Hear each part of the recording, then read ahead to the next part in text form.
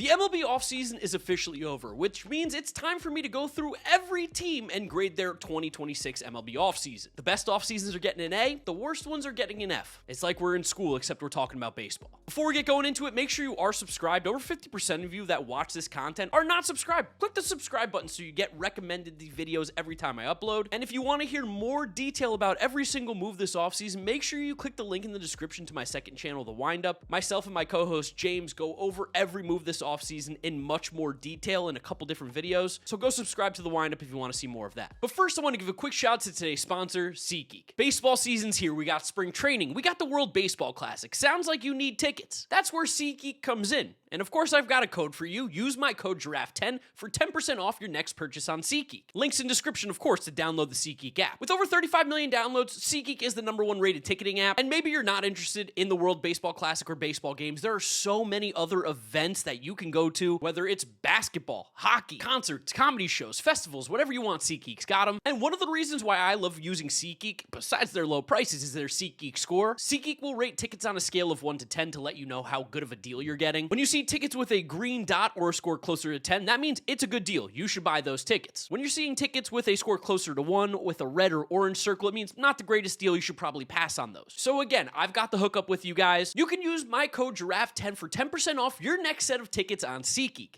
That's 10% off using my code Giraffe10. Again, links in the description to download the SeatGeek app, and hopefully I'll see you guys at some baseball games. Thank you to SeatGeek for sponsoring today's video. Let's get back to it. So let's get it started off with the Los Angeles Angels, and I'm not gonna lie, I did not hate their offseason. I didn't love it. They're not going to get the highest grade, but this is going to be one of the rare times where I actually give the Angels some credit. Grayson Rodriguez for Taylor Ward was a pretty good low-risk, high-reward trade. Grayson Rodriguez has the injury history, but he's a former top prospect, and that was kind of an insight into what the Angels looked like they were going to do the rest of this offseason. Go after former top prospects, former top picks, guys that had some excitement at some point, and see if they can get anything out of them again. Some other additions they made: Josh Lowe, Kirby Yates. They went after Alek Manoah and Vaughn Grissom, two guys who I have zero faith in. Yohan Moncada is back. They bolstered the bullpen, getting Drew Pomeranz, Jordan Romano, and Brent Suter, and they got some good infield depth in Adam Frazier. Again, I don't think this offseason was groundbreaking, revolutionary by any means, but if Grayson Rodriguez goes back to even 50% of the form he should have been as a top prospect, this will be an A-plus offseason. Again, trading Taylor Ward for Grayson Rodriguez and his control could end up being one of the better moves of the offseason, depending how Grayson pitches. The rest of these guys don't excite me, but I do think that the Angels got better, which is why I'm going to give them a C-plus grade. Again, it's not the best, but they did improve. This team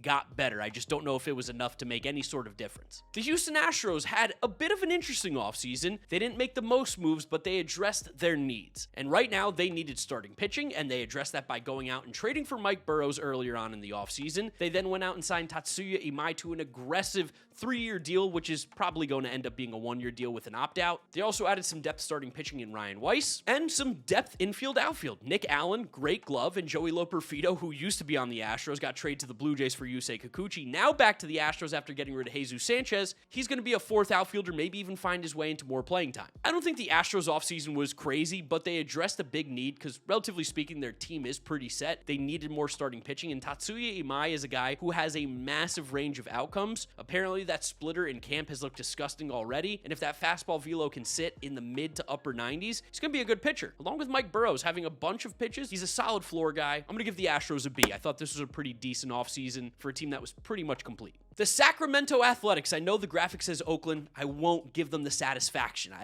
I'm sorry to the Oakland fans, but I'm going to still keep that there. They didn't do that much this offseason. They got Jeff McNeil for free from the Mets, which that's a huge addition. He's going to help them out this year for sure. Aaron Savali, the mashed potato man himself, got added to this team. I don't really know if that matters. Mark Leiter Jr. and Scott Barlow for some bullpen help, because again, that bullpen was pretty abysmal last year after getting rid of Mason Miller. This by no means was an exciting offseason. Do I think they got better? Yes. I would have loved to see them add more, but low-key, the A's 40-man roster is kind of full, and they really shouldn't be dedicating a lot of their payroll to pitching, because right now in the ballpark they play in, it's going to be absolute chaos 50% of the year. So to me, this is going to be a C+ as well. Not a ton of moves, but Jeff McNeil does make this team better, and I think he's going to be awesome out there in Sacramento. Similarly, the Toronto Blue Jays did not make that many moves this offseason, but the ones that they made, they're going to matter a lot. They went out and got Dylan Cease, one of the top starting pitchers in baseball. Kazuma Okamoto, they signed from Japan, ended up getting the most best years out of all the Japanese players coming over this year. I'm huge. I'm super excited on Kazuma Okamoto. Tyler Rogers out of the bullpen I think is a great addition, especially with the defense the Jays have. Cody Ponce as depth and maybe even a starting rotation guy right now because of some injury stuff with Shane Bieber. And Jesus Sanchez looks like could maybe be the Anthony Santander-ish replacement, but he's going to play more outfield. Overall, I think the Blue Jays got better. Again, not one of the best off seasons, but they got starting pitching. They got Okamoto. I don't know if he'll be better than Bo Bichette, but again, we'll see. Jesus Sanchez fills in for Santander. Good bullpen additions. I'm going to give this one a B as well. I think the Blue Jays got better,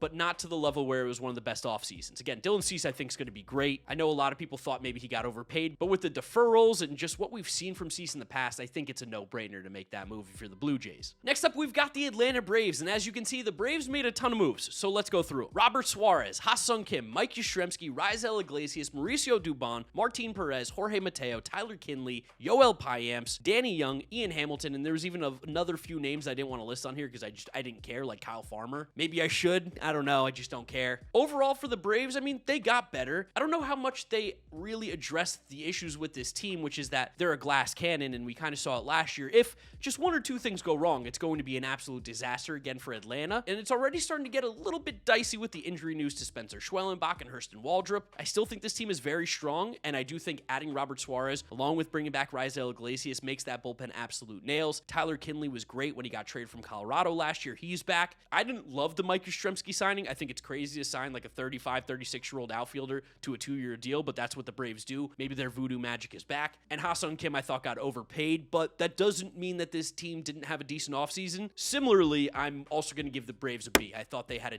decent offseason, but still didn't fully address all their issues, in my opinion. For the Milwaukee Brewers, weird offseason because they brought in a lot, but they also gave out their best pitcher. Freddie Peralta left this team, and I have to keep that in mind. They re-signed Brandon Woodruff. In that Peralta trade, they got Jet Williams and Brandon Sproat, two guys who are going to make impacts at the major league level this year. Kyle Harrison and David Hamilton came over in the Red Sox trade. They got Angel Zerpa. They brought in Luis Rengifo, Akil Baddoo, and Gary Sanchez. It's hard for me to see a team that won 97 games and made it to the NLCS and see them trade away players that were the reason they got there. If there was ever a team that could repeat it, it would be the Brewers, but I can't tell you that I think this team's going to win 97 games again this year by trading Freddie Peralta. So for those reasons, I'm going to go C-.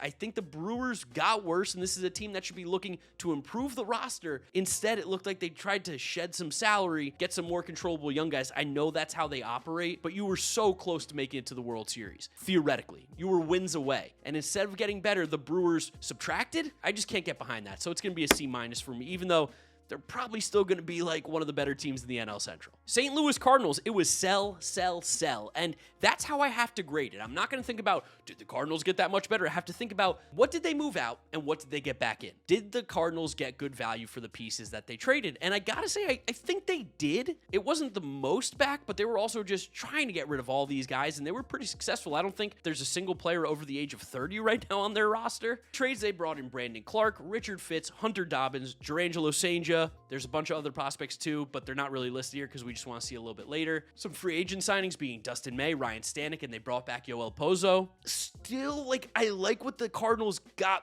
back. I like Cenja. I think he's by far the best prospect. Richard Fitz and Hunter Dobbins will be major league pitchers this year, guys that maybe they flip again at some point. I'll go C just because I don't really know where to stand. I think they got decent value, but again, it is still hard for me to see all the pieces they trade away and really only see one top 100 prospect come back to this org.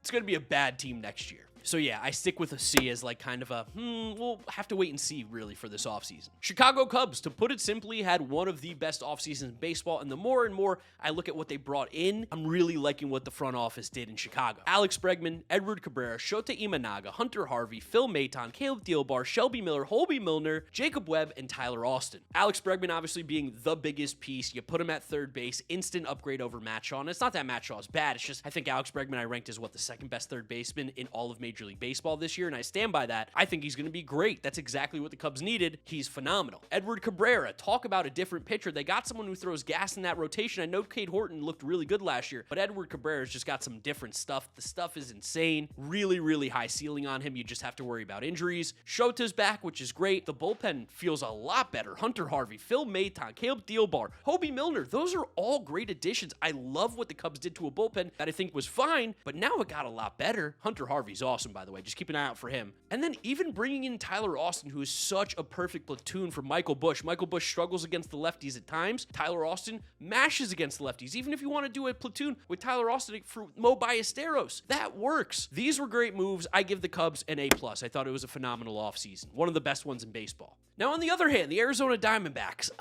it's a weird one. They didn't really sell, but they also didn't really get much better. I don't think Nolan Arenado's got anything left. He looked horrible the last 2 years. The exit velos look bad. He looks slow. It's sad because I love Nolan Arenado as a player, but if he doesn't show it this year, this is just what, the Evan Longoria that the Diamondbacks have been doing the last few years of seeing if the old guy still got it. I didn't get the move, but I guess because it was also free because the Cardinals are going to pay some of the money, you give it a shot. They brought back Zach Gallen. He's going to have a bounce back. I believe in that. And Merrill Kelly, that's good for their rotation, along with Mike Soroka, who I think is going to be in the rotation. None of those guys are particularly needle movers, but it does help the Diamondbacks from not being like a 70 win to being like right around 500. Although my fun bet this year is going to be the under, sadly, for the Snakes. Snakes up, but this team has a chance to be horrible. The bullpen is probably the worst in Major League Baseball outside of like the Colorado Rockies. It's really, really bad, and injuries are a big part of the reason why the Diamondbacks are going to struggle in 2026. Overall, for this offseason, I'm going to give it a C- as well. I don't see a lot of ways where the Diamondbacks are particularly better than they were last year, besides guys completely bouncing back. But even then, Corbin Carroll's been hurt. It's weird. I didn't like the Diamondbacks offseason. C-. I promise I'll have some harder takes soon. Don't worry. Los Angeles Dodgers, plain and simple, this is an A. This is one of the best offseasons in baseball. What did the Dodgers need help in? He needed a closer. They needed a corner outfielder. What did they do? They went and got what I think is the best closer in baseball in Edwin Diaz. And if you don't, he's at least the second or third best at worst. So the Dodgers added that to a bullpen already that was full of power arms, a rotation that's loaded, the bullpen set, and then their corner outfield. Oh, we went and got Kyle Tucker, one of the best corner outfielders in all of Major League Baseball. Throw him into that lineup now. This team's absolutely loaded, along with bringing back the three guys that were on the team last year in Miggy Rowe, Mr. Enrique Hernandez, and Evan Phillips. Yeah, this is an A+ offseason for the Dodgers. They don't have many holes to fill, and the ones that they had, they got premier talent. Elite players. For the San Francisco Giants, they made moves. I don't particularly like any of them, and I hate to be a Giants hater here, but I just don't see the vision right now. Harrison Bader is actually a good move. I love him in center field, moving Jung-Woo Lee to the corner, but now the corner spot's going to be more of a defensive spot rather than a big offense. Interested to see what that looks like. Harrison Bader, though, will be great. Luis Arias to play second base is a decision. I don't think he can play second base. History tells us he's not a good second baseman. He will hit for a high average. He's going to have a bounce back year offensively, but is it worth it for how bad the defense is going to be? I don't think so. Tyler Mahle is fun, but the injury concern is there. Adrian Hauser stinks. I guess maybe in San Francisco, you can hide him a little bit, but I don't think he's very good. Sam Hentges, Jason Foley, Will Brennan, these are the moves. Overall, the Giants, did they really get that much better? I don't know. That rotation is terrifying. That bullpen is horrible. I still love the players that they have, but the guys that they brought in, I think I'm going to give this one a D+. And maybe it's just because I feel like the Giants were in a position to actually get a lot better this offseason, and instead we saw them kind of stagnate. I don't like it one bit. And then quickly, let's talk about the Cleveland Guardians offseason, or lack thereof in offseason. They've made two moves that are basically going to make any sort of impact for their team. Colin Holderman, who's kind of a fringe MLB reliever right now, and Sean Armstrong, who is a good reliever. Those are the moves? Cleveland, what are we doing? Cleveland, this is for you. I wish that this ownership would spend, because this team is just a few moves away from being a real contender. I know they won the AL Central last year, and they're going to compete again this year, but they're not going to make a single bit of noise in the postseason. They go as far as the ALDS at the absolute best with the current way this roster's structured. They have some young guys coming up, and I believe in some of them, but in terms of off-season moves, this is an F. How can you do this in an off-season where you just re-upped Jose Ramirez, put a winning team around him, put a lineup around him? You didn't improve the offense? The lineup stinks. The Guardians are so annoying to me, and I'm sorry, Guardians fans. I always dump on you guys, but do you see these moves? I'm never going to believe in this team because they're not actually contenders. They might make the playoffs, but who cares? They won't go on a run. I'm sorry. Feeling for my boy Fuzzy. It's no fun, this team. Seattle Mariners. Mariners went out and made some moves. I loved the Mariners offseason. They brought back Josh Naylor early on a contract that is just so friendly. It's so free. They traded for Brendan Donovan. Yes, they gave up some prospects, but they have a loaded farm system. They are more than able to do that and replenish like it's nothing, and Brendan Donovan is perfect for them. He can play second base. He can play third base. He can play corner outfield if you need him to. He is the perfect chess piece for this Mariners team with all the young prospects that they got coming up. He doesn't block anybody anybody because he can move anywhere. Jose Ferrer, yes, they gave up Harry Ford, but he is a power left-handed arm out of the bullpen who could be huge for them. Rob Refsnyder mashes lefties, and the other moves, I mean, whatever. I don't really care to talk about them. I thought this was a really good offseason for the Mariners. I'm going to give it a flat A, not A+, but I do think it was one of the better ones. This team improved. They're a World Series contender, and they're definitely one of the favorites right now in Major League Baseball to win the World Series. Miami Marlins, classic Peter Bendix offseason. Trade away some assets at their absolute peak like they did with Edward Cabrera. They brought in Owen Casey and some prospects. By the way, Owen Casey, totally going to be Kyle Stowers 2.0. He's going to be awesome. Just bookmark that one. Him, Griffin Conine, Kyle Stowers, Jacob Marcy. I expect all of them to have huge years. Pete Fairbanks out in the bullpen to make sure you lock down the ninth inning. I think that's good for a young baseball team to have, knowing that there's confidence when you have a lead late in the game that you're probably going to hold on to it. Christopher Morel is a classic Rays move, so much so that they got him from the Rays. Peter Bendix came from the Rays. Now he's on the Marlins. Got to give him one more shot. Esteury Ruiz, just a fast dude that everybody always wants to see if they can get more out of. Chris Paddock's going to probably go into this rotation or at worst be in the bullpen, see what the Marlins can do there. And John King, listen, not one of the best off seasons by any means. It's hard when you're a Marlins team who's trading away guys. Like they brought in a bunch of prospects too in the Ryan Weathers trade. I'm just not going to list them here because they're not going to be major league guys really this season. I'm going to give them a C+, but it's a hesitant C+. Again, I love Owen Casey. I think that was great, but giving up Edward Cabrera is scary. If Owen Casey turns into the player I think he can be, this will be an A because I do think he can be that good. All right, let's talk about my New York Mets. I know you guys can't wait to hear me be a biased Mets fan, but truthfully, this was one of the better off seasons in baseball. I know you're going to say, how can you say that you lost Pete Alonso, Edwin Diaz, Brandon Nimmo? You're going to list all these players that used to be on the team, and I'll raise you this. In the past, when I said the Mets were good, you said, no, they stink. Now they get rid of those players that you said were on the Mets when they stunk and replace them with good players, and now you think they're worse? I can't wrap my head around it. I think this was a great offseason by the Mets. It hurt me. It pained me as a fan. I didn't want to see Pete go. Jeff McNeil, friend of the channel, didn't want to see him go. Brandon Nimmo, one of my favorite players, didn't want to see him go. Edwin Diaz, but to bring in Bo Bichette, third base going to be a journey, but he's going to MASH. Freddie Peralta, frontline starter, needed that badly. One of my favorite players in all of baseball, Luis Robert Jr., bringing him in to play center field, incredible. He's going to be so good. I'm telling you right now, he's going to be so good. Buy low in fantasy. Marcus Simeon's probably going to be worse offensively than Brandon Nimmo, but defensively, still elite at second base. Mets needed that. Devin Williams in the bullpen, again, coming off a bad year, but he was a top 3 closer in baseball before last year. Probably returns to it. Jorge Polanco, new position at first base, but he mashes and looks like he's handling it pretty well. Luke Weaver in the bullpen, solid. Tobias Myers is great depth starting pitching or a good bullpen arm. And then MJ Melendez and Mike Tauchman fighting for that final spot, right field, opening day if it's not Carson Bench. Luis Garcia and Craig Kimbrell to be chaos guys in the bullpen. Pretty much everybody on this team is probably going to be on the major league roster at some point this year. And what is this, 11, 12 guys? And there's even guys that I think will make it to the majors that I didn't list. It's an A offseason. Again, I don't think it's the best, but I think it is one of them. A. Let me know in the comment section if you still think I'm a biased Mets fan. I love seeing it. Incoming, this is why the Mets will win the 2026 World Series comment. Washington Nationals made some moves, but ultimately, I hated this offseason. You traded Mackenzie Gore at a time where I felt you trade him at his lowest. I would have loved to see what Mackenzie Gore could have done in Washington under the new regime that's there. Instead, you did trade him for a bunch of prospects. I like Gavin Feen. I'm a huge fan of his. I think he's going to be a top 100 prospect as soon as the middle of the season because I think he absolutely mashes. His exit velos at the combine were insane. I like Harry Ford as a player. I think he should be getting all the playing time over Keibert Ruiz because he stinks. Miles Michaelis is one of the worst pitchers in baseball. Foster Griffin, I believe, came over from Asia. I guess we'll see what he's got. And Drew Smith coming off of major surgery. Didn't pitch at all last year. Like, what do you give this offseason? Like a D? Like, nice, I guess? I don't know, man. It's crazy. There's so many holes on this roster, and they barely plugged up any of them, and they might still trade C.J. Abrams. This is a rebuild happening, and I'm kind of sad that they're wasting James Wood, prime, young, youth years, even though he's still got, like, 6 more years till he's 30, but still, like, I don't know. This offseason stinks, D. Baltimore Orioles could be one of the most fun teams to watch in baseball this season because that lineup could be loaded, even with the news of the Jordan Westburg and Jackson Holiday injuries. I love what the Orioles did this offseason. Still kind of lacking that ace, but I think they are banking on Shane Baz taking a huge step forward. His numbers outside of George Steinbrenner Field last year were great, and the stuff still looks good. He could be that guy to take a step forward. And while they gave up a ton of prospects, I'm not particularly high on any of their ceilings. I think that was a good move.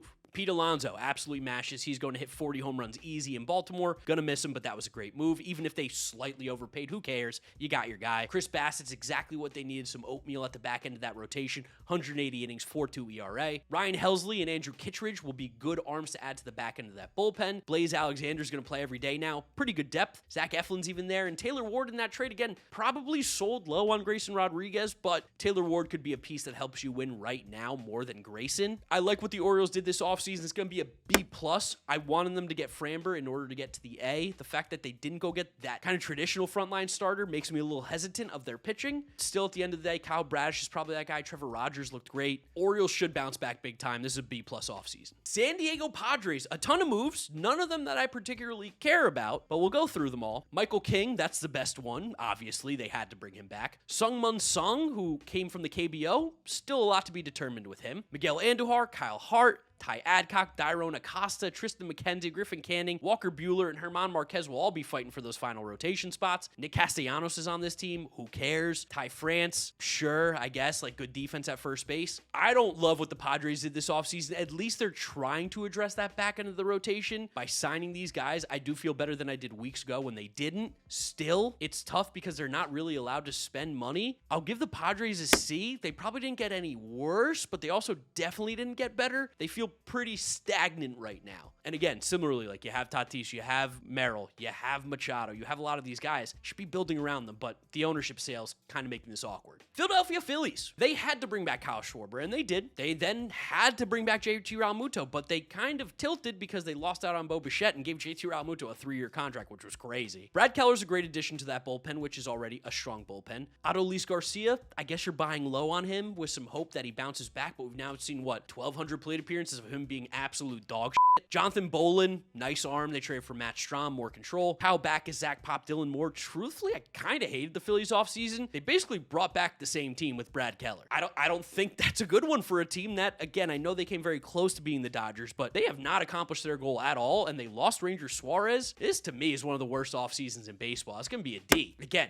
what did they really add to this roster? Not much. They brought back the guys they had to, and that team didn't accomplish anything. This is a bad offseason, D. Not to mention, Dave Dombrowski taking shots at Bryce Harper. Bryce Harper's upset. That could backfire big time. Pittsburgh Pirates. Oh, I love the Pirates, man. That's my team this year. I am rocking with the Pirates. Obviously, Mets all the way. But if we're talking about like a fun team that I hope does well, I hope the city of Pittsburgh and Pirates fans get to see some winning this year. That team is in a place where they can make some noise, especially if Connor Griffin starts opening day, because I just think he's going to be one of the best players in baseball almost instantly. They went out, they traded for Brandon Lau. Love it. They trade for Mason Montgomery, who looks insane out of the bullpen. Love it. They trade for Justin Sin Garcia. Love the potential upside on that. And then they also added Ryan O'Hearn. They added a criminal, which we don't have to talk about him, but I mean, I guess he's going to help with that offense because that offense was horrible last year. Jose Urquidy's good depth. Gregory Soto is going to be solid out of the bullpen, a left-handed option with Mason Montgomery. And Jake Mangum is going to become a quick Pittsburgh favorite. The people of Pittsburgh, the Steel City, you're going to love Jake Mangum. I don't think he's particularly great, but he's exactly kind of what the Pirates need, which is more of like a fourth-ish outfielder who can play above average at times because he hits for a high average.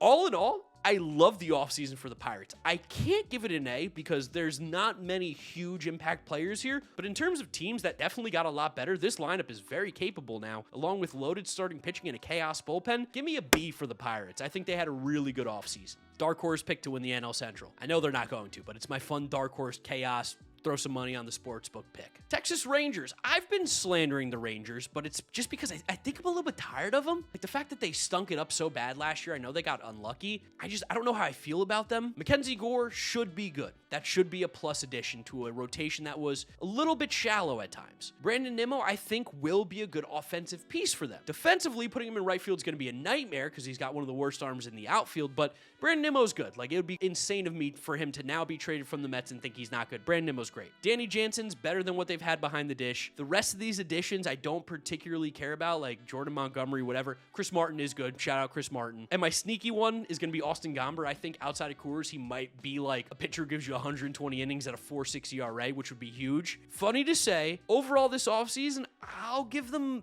What am I going to give them? They still have a terrible bullpen. I'll give the Rangers a B-. C+? Oh, I don't know what to do. I'll go B-. I think I've been going a little hard on them. They're yeah, whatever. B-, C+. Whoever's editing can figure out what to put there. You have some fun. You make the call, editor. Tampa Bay Rays, one of the final teams to talk about here. Of course, classic Rays offseason. Steven Matz, they're trying to see what they can get out of him in the rotation. Same thing with Nick Martinez. Cheap. Let's see what you got. Gavin Lux. I mean, I'm tired of Gavin Lux. I don't want to hear any more about him. The Rays think there's something there. He's going to be a high on base guy. I don't care anymore. Ben Williamson, I guess he's going to play defense for them. Cedric Mullins, probably going to bounce back. He was just so bad with the Mets. Left a bad taste in my mouth. Jacob Melton seems like someone who's going to get a lot of playing time. Some people are high on him. I'm kind of lukewarm, maybe on the colder side. And Jake Fraley, I don't really care about this offseason from the Rays. I don't know how much better they got. So who cares? Like, literally, this entire list feels like of guys I don't really care about. Jacob Melton's the one with some excitement. Boston Red Sox, arguably one of the best off seasons, despite not addressing second base or third base, really. I mean, I guess they did. Caleb Durbin's probably going to play one of those positions along with Marcelo Meyer. Got a bunch of depth infielders in Monasterio, IKF, Brendan Rodgers. They really bolstered up that starting rotation, bringing in Ranger Suarez and Sonny Gray, Johan Oviedo. I know I caught a lot of flack for saying I think Ranger Suarez is a bit overrated, but relatively speaking, he is still a good pitcher. I just don't think he's a top 30 guy. Wilson Contreras, my favorite trade that they made this offseason. I think he is going to be awesome in Fenway. Like 30 homers, 110 RBIs. I think that good. He might have a clear all-star season at that position. I think the Red Sox are a dangerous, dangerous team. And they didn't get rid of Jarren Duran. They still have incredible depth all over the place. I love this offseason. They got better. This is going to be an A. Again, one of the best offseasons in baseball. Well done by the Red Sox front office, who makes me scratch my head at times, but I liked what they did this offseason. Cincinnati Reds. Yeah, I mean, listen, bullpen, I love what they did in the bullpen. Bringing back Pagan, getting Pierce Johnson, Caleb Ferguson, Brock Burke. I love those additions to a bullpen that was sneaky good last year. I love bringing Eugenio Suarez in. That's some legit pop. The rest of the moves, I don't particularly care about, but I think it would be bad if I said that the Reds had a bad offseason. I think they're going to be in that B- C+ range again, and I'll lean B- to be nice to the Cincinnati Reds. I'm feeling friendly, and I feel like in the giving mood, so I'll give the Reds a B-.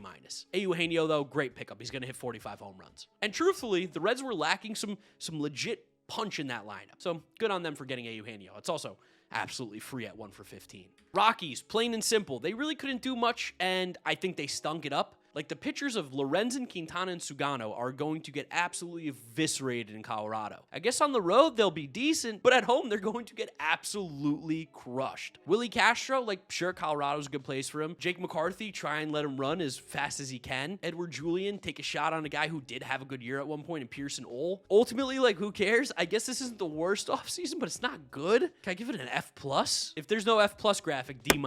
Kansas City Royals, a bit of a boring offseason, but I think they needed some boring. Matt Strahm, Lane Thomas, Isaac Collins, Nick Mears, Cameron Meisner, Alex Lang, and John Means. They just needed more major league players in the lineup, and Lane Thomas and Isaac Collins, along with Cameron Meisner, will help out there, because again, outfield is definitely their weaker spots. Matt Strahm in the bullpen, that's a great addition. I love Nick Mears. He's been so good in Milwaukee. I think that's great. Like, they're putting together a fun little bullpen, fun lineup. The Royals team, I think, is going to hover right around that 81 to 85 win range. If they get some big breakout performances out of guys like Jack Cagg, you can maybe see them compete for the division. I think they're the clear second best team in the AL Central, but I do think the Tigers are a good bit ahead of him. That being said, I do like this offseason. I'm going to give it a B. Speaking of which, we've got the Detroit Tigers. By the end of it, loved the offseason. At points, felt a little bit crazy, but they brought Framber Valdez in and Justin Verlander. Loved that for the rotation. Even a guy like Drew Anderson. Fun little throw a dart, see if it sticks. I like it. Framber just helps that floor so much, and even the ceiling. Like, having him be the two behind Tarek Skubal, fantastic. Gleyber Torres is back. Gleyber's a good ball player. Kenley Jansen and Kyle Finnegan in that bullpen. Love it. Kyle Finnegan looked great once he got to Detroit after the deadline. Kenley Jansen just is still good. And Austin Slater to mash lefties. I like what the Tigers did this offseason. I'm going to give it an A. I thought they solidified themselves as not just the best team in the AL Central, but also a legit World Series contender in the American League. What are all the AL Central teams bunched up here? Minnesota Twins. Talk about an offseason I couldn't care less about. Victor Caratini, Josh Bell, Taylor Rogers, Liam Hendricks, Anthony Banda, Andrew Chafin, Orlando Arcia, Gio Urshela. Twins are going to stink. They're going to be awful. I guess best case scenario, these guys play okay, and then you trade them at the deadline for more pieces. But, like, I mean, Josh Bell's kind of got nothing left. Taylor Rogers, sure. Liam Hendricks, I hope does well because he's a great dude and the story's incredible. The rest of it, like, who cares? I'm going to give the Twins an F because they also, like, didn't trade anybody. Now Pablo Lopez got the elbow issues.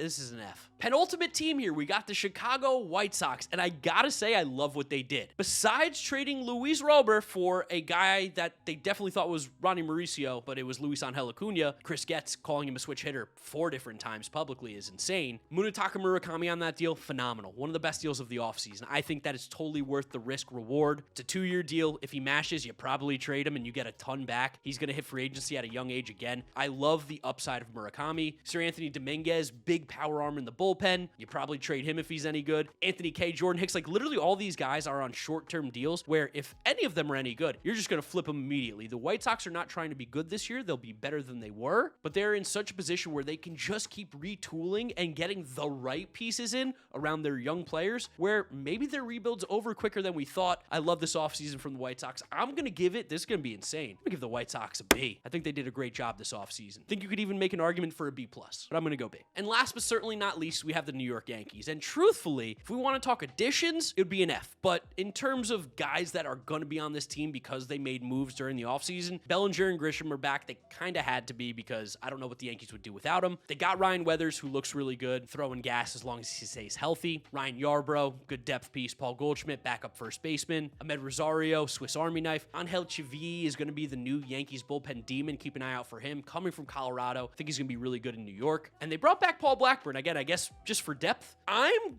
tempted to give the Yankees a C. I'll probably give them a B- just because, again, like you did bring Cody Bellinger and Grisham back, and they are good players. Those are good players. It's the same team as last year, so you didn't really do much, but technically they did based on how the offseason works. I don't love it, so to rile up Yankee fans, I'm going to give it a C+. Thoughts? Let me know in the comment section down below. Who do you think had the best offseason in Major League Baseball? I'd love to hear your opinion. Drop a like on the video if you enjoyed, and most importantly, subscribe to the channel if you have not yet done so. You can follow me on all my social media. GiraffeNeckMarc links are in the description, as well as a link to my second channel, The Windup. Go subscribe over there. That's where I'll wrap it up. You guys know the drill from here on out. YouTube recommends you watch this video. This is my most recent upload. Click through those if you have not yet seen them. Thank you guys for watching. I'll catch you all in the next one. Peace out.